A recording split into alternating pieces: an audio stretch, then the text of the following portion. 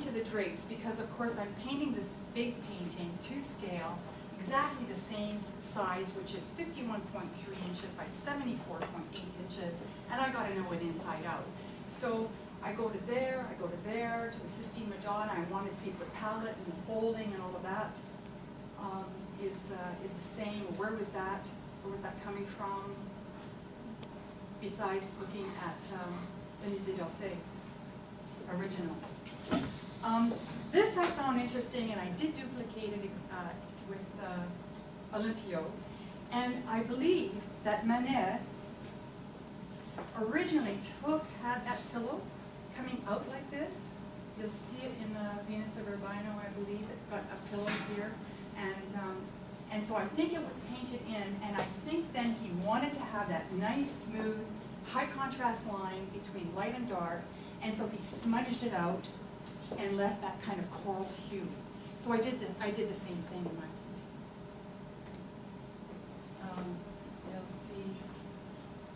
You'll see that it's kind of like a different hue over here, just not quite the same. And I did it just like that. Okay, there you have my reasoning. Now here's the making of Olympio. Now in this particular thing, I can do two things, and I think I will show you the making of it right now. I don't know how to do that. Guy, do I just drag it down to the bottom and then it pops up? What is it that you want to do? Just to show that video. I decided to show it now versus at the end. Yes, yeah. Okay. And it's that little bubble right here, right? Okay. Let me just press play. And then we In 1863, Edouard Manet painted Olympia. 2 years later, when it was shown, it caused quite a stir. 150 years later, I asked myself the question, if Olympia became Olympio, would it cause a stir? The painting of Olympio became my odyssey. I chose the same size canvas in order to paint it to exact scale. So here is how I painted Olympio. I projected Manet's Olympia onto the canvas to make sure that it fit exactly, and it did. Then I projected the image that I had photoshopped of Olympio.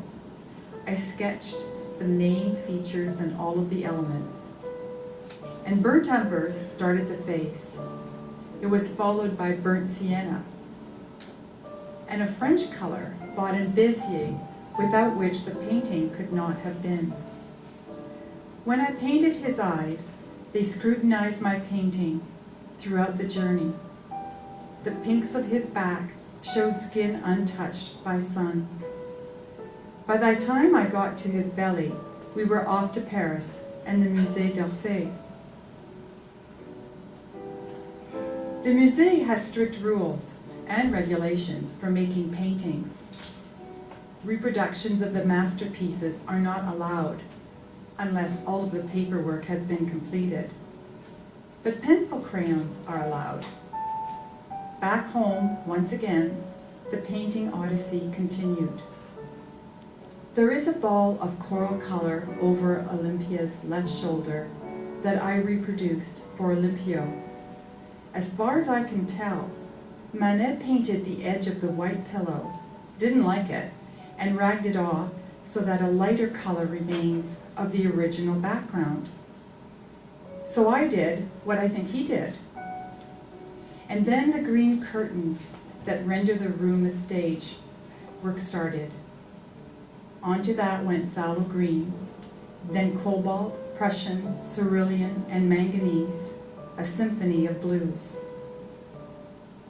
The maid's face, burnt umber and sienna, and a highlight of cerulean blue. Cadmium red through the eyes, earrings, flowers, and a base hue for her dress. Blues and greens from the background come into the floral bouquet, and the landscape of linen starts.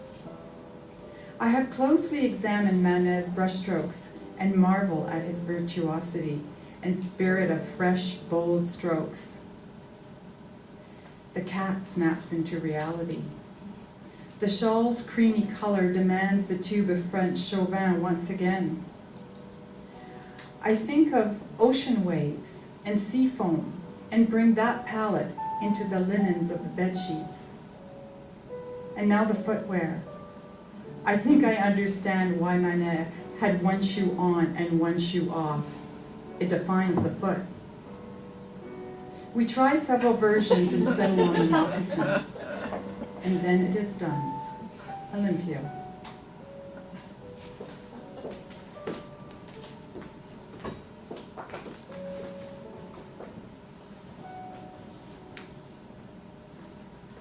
You know I need help, you can tell. Escape, escape. Yeah. Okay, and off here, yeah, and then flexible screen. And we have, all right, so we won't go through this again. I have it as backup in case it didn't work. Bon, okay. So then, this is part of my master's thesis that I just completed in August. And so this is artist as researcher and looking at artists that were influenced by Manon. I chose these 4 artists. 2 had the title Olympia in the paintings themselves, and 2 I felt, well, they just know so much about art history, and I felt the presence of the nude within them. So here we go, as you know, I'm repeating myself here with what others have said. I think the only thing that I found different for me is that, besides what's said there, is that it's like that you've got a photograph of something, and then all of a sudden you take that zoom lens and you get more people in it, and then the person that you thought might be there has now entered a room. And so I thought that was interesting. You said that. Now the basket was interesting to me because he made the maid no longer he made her the subject of her own painting, so that she got equality with Olympia, and I thought that was a really great way to deal with that. What I enjoyed about Pearlstein is that he actually has a huge dialogue with the model. And so the model is not just someone that enters his pictures and that he tells her what to do. She decides a lot of the poses. And what she, in the writings that I read of what she said, she decides the poses, period. And so she was his model for 10 years.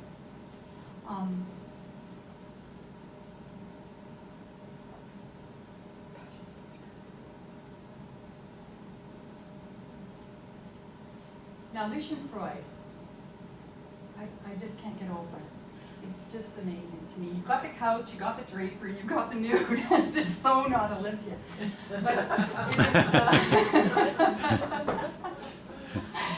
But it evokes beauty, and the more you look at it, the more you find it beautiful. And so, and also, when you think about, there it is. When you think about normal, everyday people. Yes, this is an extreme version of normal, everyday people, but there's still a lot of people out like that. And it's okay to be like that, Lucian's saying, you know? And I think that there's some, it's nice to break the barriers both ways, and I think Lucian Freud did that. And that is my presentation to you. Thank you.